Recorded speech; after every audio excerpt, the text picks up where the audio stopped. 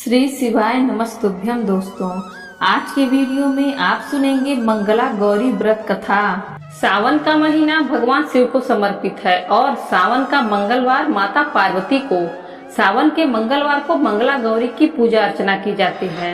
इस दिन विवाहित और अविवाहित स्त्रियां मंगला गौरी व्रत रख देवों के देव महादेव और माता पार्वती की पूजा उपासना करती हैं। इस व्रत के पुण्य प्रताप से विवाहित स्त्रियों को सुख और सौभाग्य की प्राप्ति होती है, वही अविवाहित युवतियों को मनपसंद वर मिलता है। मंगला गौरी व्रत करने से दाम्पत्य जीवन में मधुरता आती है। अगर आप भी मनोवांछित फल पाना चाहते हैं तो मंगला गौरी व्रत के दिन विधि विधान से महादेव संग माता पार्वती की पूजा उपासना करें। साथ ही पूजा के समय मंगला गौरी व्रत कथा का पाठ अवश्य करें।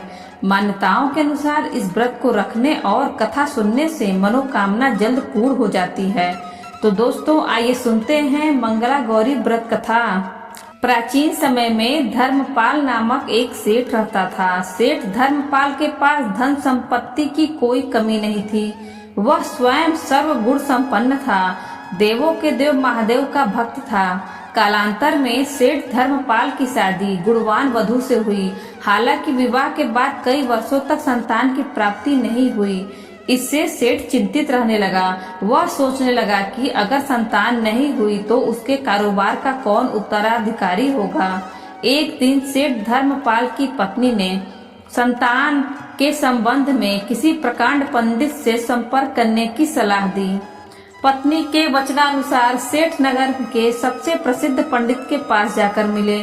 उस समय गुरु ने सेठ दंपत्ति को भगवान शिव और माता पार्वती की पूजा उपासना करने की सलाह दी।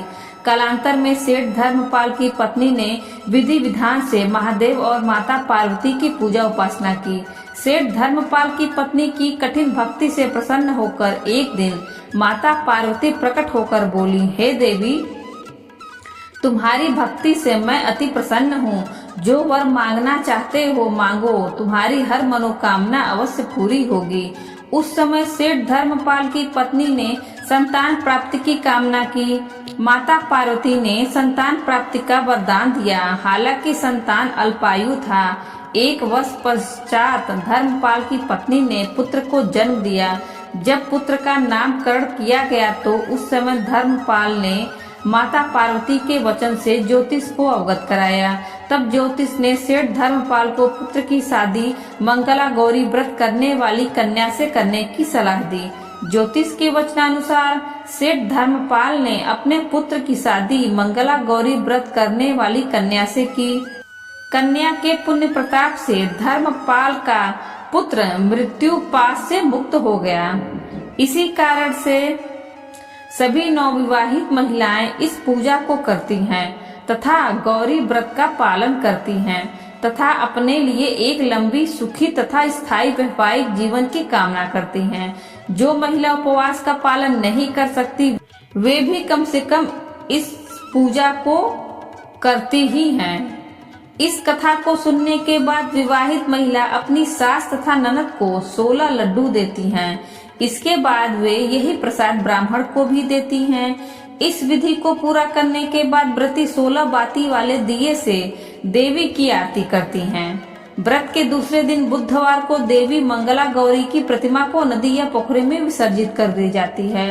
अंत में मां गौरी के सामने हाथ जोड़कर अपने समस्त अपराधों के लिए एवं पूजा में हुई भूल चूक के लिए क्षमा मांगे। इस व्रत और पूजा को परिवार की खुशी के लिए लगातार 5 वर्षों तक किया जाता है। अतः शास्त्रों के अनुसार यह मंगला गौरी व्रत नियमानुसार करने से प्रत्येक मनुष्य के वैवाहिक सुख में बढ़ोतरी होकर पुत्र पौत्रादि भी अपना जीवन सुख पूर्वक गुजारते हैं। ऐसी इस व्रत की महिमा है।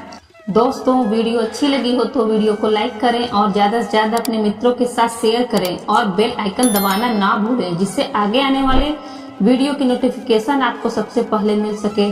और इसी तरह के वीडियो देखने के लिए हमारे चैनल हिंदी कहानी नई पुरानी को सब्सक्राइब करें। धन्यवाद।